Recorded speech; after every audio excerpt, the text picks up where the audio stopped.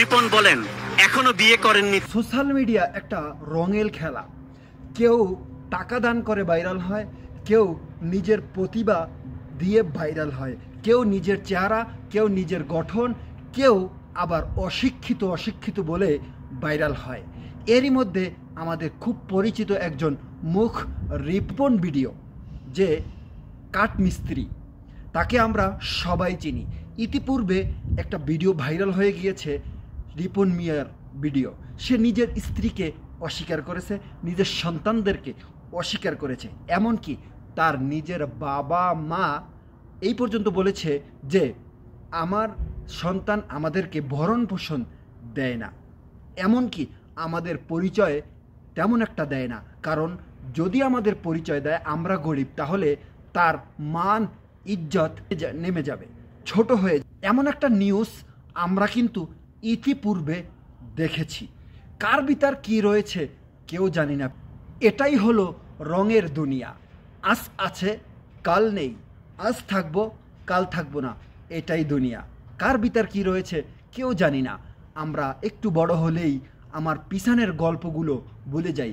এমনকি রিপন ভিডিও এর বাবা নিজে বলেছে এক সময় আমি আমার সন্তানের ভিডিও করতাম, কিন্তু এখন আমি আর আমার সন্তানের ভিডিও দেখিই না।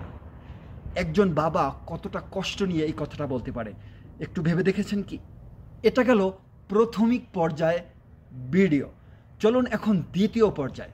এই যে একটা ভিডিও দেখতে পাচ্ছেন, এই ভিডিওটা হলো রিপন তার মাকে গিয়ে জড়িয়ে ধরে বলল, কি করছো? তোমার সন্তান তোমাকে ভরণ পোষণ দেয় না? মা জড়িয়ে ধরে বলল, কেন বাবা, কি হয়েছে? সাথে সাথে দুজনেই কান্নায় ঝরে পড়ল। তার মা সরল সোজা, যেটা আমরা জানতে পারলাম। রিপন যেটা বলল, তার মা সরল সোজা, এমনকি তার মা নিজের মুখেও বলেছে যে আমি মনে করেছিলাম এই কথা বললে আমাকে কিছু টাকা পয়সা দিতে পারে, এই জন্য আমি এই কথাটা বলেছি। আমি অশিক্ষিত মূর্খ একজন মহিলা। তার বাবাও একটা ভিডিওতে জোরে জোরে নিজের জামা খুলে তারপরে দেখিয়েছেন যে আমার সন্তান এই টিনের ঘরটা আমাদেরকে করে দিয়েছে, এরপরে আর কি করে দিবে? তাহলে আমরা কোথায় যাব? নাটকের শেষ কোথায় আর শুরু কোথায়? এই সোশ্যাল মিডিয়ায় কে কখন ভাইরাল হয়, কে কিভাবে কথা বলবে, কখন নিজে ভাইরাল হবে, এটা নিয়েই হায় রে রঙের দুনিয়া। এই অল্প সময়ের মধ্যে রিপনকে নিয়ে গল্পও বানানো হয়ে গিয়েছে। একটু শুনে নেই আমরা।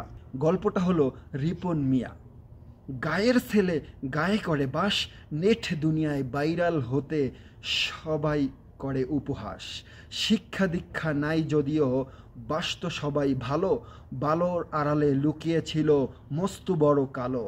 মান যাবে তাই লুকিয়ে রাখতো মায়ের পরিচয়, খোঁজ নিত না মা বাবার মান যদি ক্ষয় হয়।